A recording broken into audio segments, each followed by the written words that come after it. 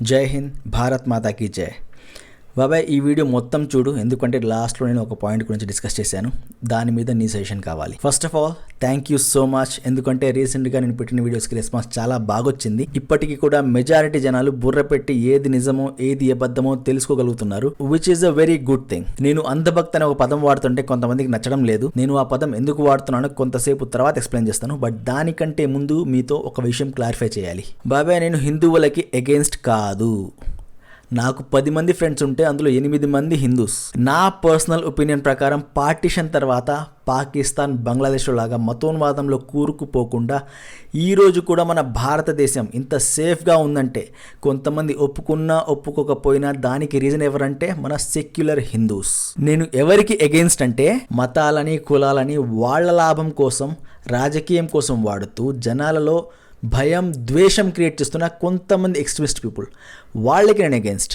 వాళ్ళెవరంటే భగవద్గీత చదవకుండా జై శ్రీరామ్ అంటూ రాముల వారి పేరుని మలినం చేస్తూ గోహత్యలు హేటెడ్ క్రియేట్ చేస్తున్న ఎక్స్ట్రీమిస్ట్ హిందువులు, ఖురాన్ చదవకుండా అల్లాహు అక్బర్ అంటూ టెర్రరిస్ట్ యాక్టివిటీస్ చేస్తున్న వాళ్ళు, అండ్ రీసెంట్ గా ఎక్స్ట్రీమిస్ట్ రాజస్థాన్ లో ఒక సోషల్ మీడియా పోస్ట్ వల్ల ఒక టైలర్ ని దారుణంగా చంపేశారు. అలాంటి మెంటాలిటీ కల వాళ్ళు. అండ్ రీసెంట్ గా ఆంధ్రాలో ఒక పాస్టర్ ఏదో సనాతన ధర్మం గురించి మాట్లాడితే కోసేస్తామని చెప్పేసి ఏదో స్పీచ్లు ఇస్తూ ఉన్నాడు.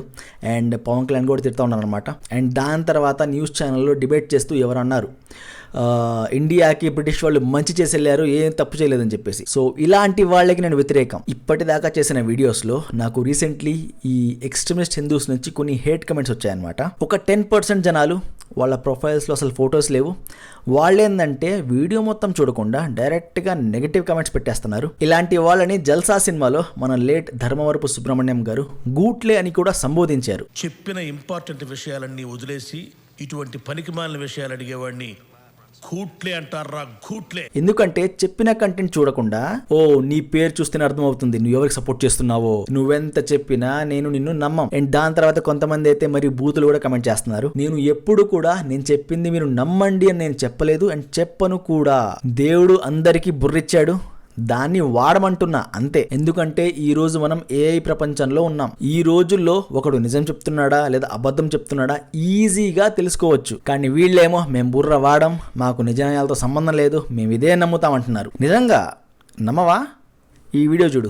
छात्र हैं, इतने अच्छे कॉलेज में पढ़ते हैं, सरकार जैसा कहेगी वैसा मान लेंगे, अपने विवेक का इस्तेमाल नहीं करेंगे.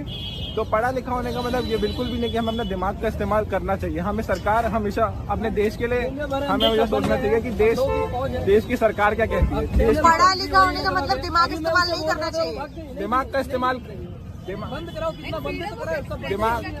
दिमाग का इस्तेमाल होना चाहिए, पर सरकार के विरुद्ध दिमाग का इस्तेमाल नहीं करना चाहिए. ఈ వీడియో చూశాక నాకు కోపం రాలేదు, నాకు జాలేస్తుంది.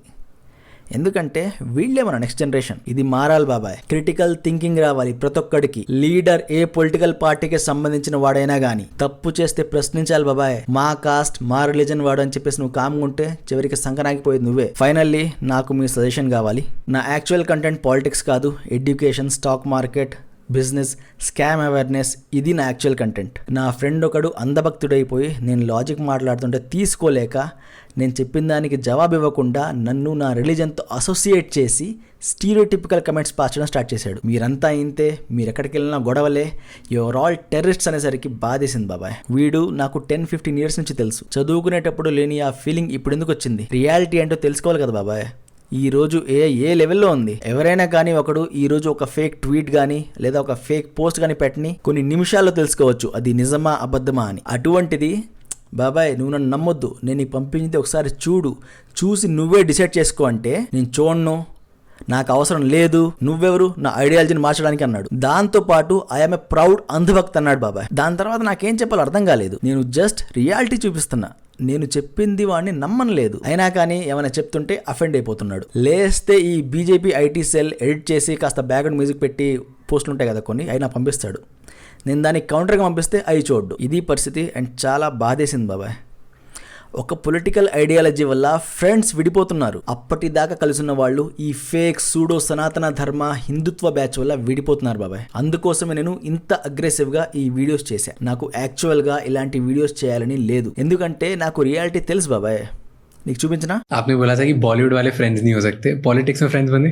पॉलिटिक्स में तो हद है फ्रेंडशिप्स की. So what I was shocked to see Okay, when you are in that area where the parliament is, they are fighting for everything. चाहे किसी को कुछ चाहिए, किसी को अपने क्षेत्र में कुछ चाहिए. There are so many, you're representing people, and आप कहीं के representative हो, so you have a lot of demands or lot of shouting, screaming, ministers के साथ fight, opposition के fight, ये सब होते हैं. As you come out of that hall into the canteen, the scene totally changes. Everybody is laughing, eating together, and they're having. सब दोस्त हमें तो ऐसा लगता था कि शायद दुश्मन है. अभी भी अंदर भी इतना चिल्लाएंगे, ऐसा लगेगा कि फेस एकदम रेड है, ऐसा लगता है कि कुछ हो ना जाए. इतना ज्यादा चिल्लाएंगे, वही इंसान बाहर जोर जोर से हंस रहा होता है. एक पॉलिटिशियन ने बहुत बड़ी बात बोली थी एक बार, मैं नाम नहीं लूंगा उनका, बहुत बड़े पॉलिटिशियन.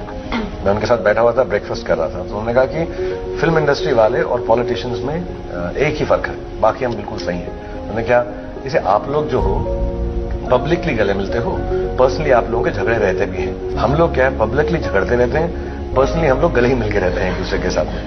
What is सबसे frustrating reality about politics? Parliament में जो होता है इसका क्या आउटकम आना है वो पहले से डिसाइडेड होता है. पब्लिक को ये परसेप्शन देने की कोशिश करते हैं कि हम इसके हक में बोल रहे हैं या इसके अगेंस्ट बोल रहे हैं, ये जानते हुए कि डिसीजन ऑलरेडी हो चुका है. అర్థమైంది కదా, ఇది రియాలిటీ. ఇప్పుడు రూలింగ్లో బీజేపీ ఉన్నా, కాంగ్రెస్ ఉన్నా, మన దగ్గర టీడీపీ, వైసీపీ, జేఎస్పీ ఎవరున్నా కానీ నీకు నాకు ఒరిగేదేం లేదు బాబాయ్, అందరూ ఒక్కటే. అటువంటప్పుడు మనం ఏం చేయాలా? డబ్బులు సంపాదించాలా, మనల్ని మనం సెక్యూర్ చేసుకోవాలా. అందుకే ఈ educational, stock market, business stories, scam awareness లాంటి జనాలకు ఉపయోగపడే వీడియోలు చేస్తూ ఉండేవాడిని నేను. కానీ మధ్యలో ఇది వచ్చింది. సో మళ్ళీ అవి స్టార్ట్ చేద్దాం అనుకుంటున్నా. మధ్యలో ఎప్పుడైనా సిచ్యువేషన్ ఎక్స్ట్రీమ్ అయినప్పుడు ఇవి కూడా చేస్తా. మీ దగ్గర ఏమన్నా సజెషన్స్ ఉంటే కమెంట్ చేయండి. అండ్ నువ్వు ఇంత దూరం వరకు వీడియో చూసావంటే నీకు మనస్ఫూర్తిగా ధన్యవాదాలు బాబాయ్. Thank you so much.